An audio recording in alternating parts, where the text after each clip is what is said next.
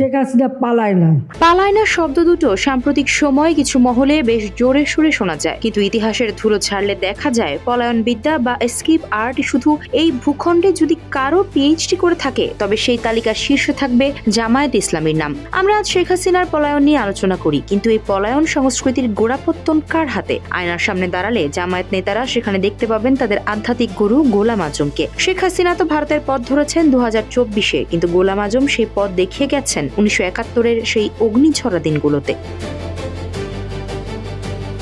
1971 সালে গোটা দেশ যখন মুক্তির নেশায় মত্ত, জামায়াত তখন ব্যস্ত পাকিস্তানের পা চাটতে। কিন্তু যখনই তারা বুঝলো পাকিস্তানের পরাজয় নিশ্চিত, ঠিক তখনই 16 ডিসেম্বরের স্বাধীন সূর্য ওঠার আগেই 22 নভেম্বর গোলাম আজম পাড়ি জমালেন পাকিস্তানে। অজুহাত লাহোরের কেন্দ্রীয় কমিটির বৈঠক। নেতাকর্মীদের বিপদের মুখে ফেলে রক্তের সমুদ্রে ভাসিয়ে দিয়ে তিনি নিজে বেছে নিলেন লাহোরের নিরাপদ আশ্রয়। একে কি তারা বলেন ইমানি শক্তি? নিজের কর্মীদের মরতে রেখে নেতার পলায়ন, এর চেয়ে বড় কাপুরুষতা আর কি হতে পারে?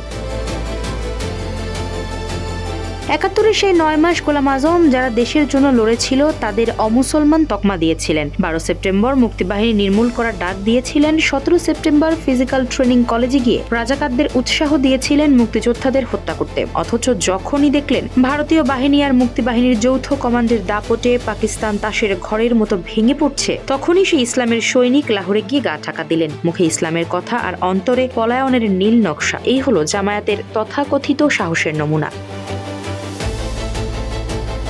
16 ডিসেম্বরের পর জামায়াতের পলাতক ব্রিগেড শুধু পাকিস্তানি সীমাবদ্ধ থাকেনি, তাদের বড় একটা অংশ তল্পিতল্পা গুটিয়ে লন্ডনে গিয়ে আস্তানা গেড়েছিল। দেশ স্বাধীন হলো, দালাল আইন পাশ হলো। যে দেশকে তিনি তথাকথিত বাংলাদেশ বলে গালি দিয়েছিলেন, নাগরিকত্ব বাতিলের পর সেই দেশের নাগরিক হওয়ার জন্য 1976 সাল থেকে তিনি কি নির্লজ্জভাবে দরখাস্ত শুরু করেন। একদিকে দেশপ্রেমের ভান, অন্যদিকে বিদেশের মাটিতে বসে নাগরিকদের জন্য হাহাকার। এ যেন এক চরম রাজনৈতিক দ্বিচারিতা।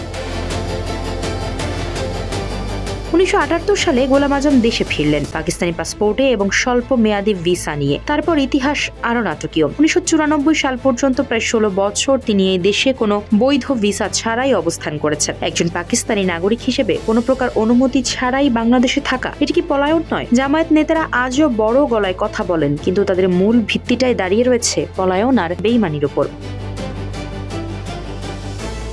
ইতিহাস বড় নির্মম, ইতিহাস কাউকে ক্ষমা করে না। শেখ হাসিনার পালিয়ে যাওয়াটা যেমন আজ আলোচনার তুঙ্গে, তেমনি জামায়াতের পলায়ন বৃত্তিও ইতিহাসের পাতায় কলঙ্কজনক অধ্যায় হয়ে থাকবে। News desk, people and politics.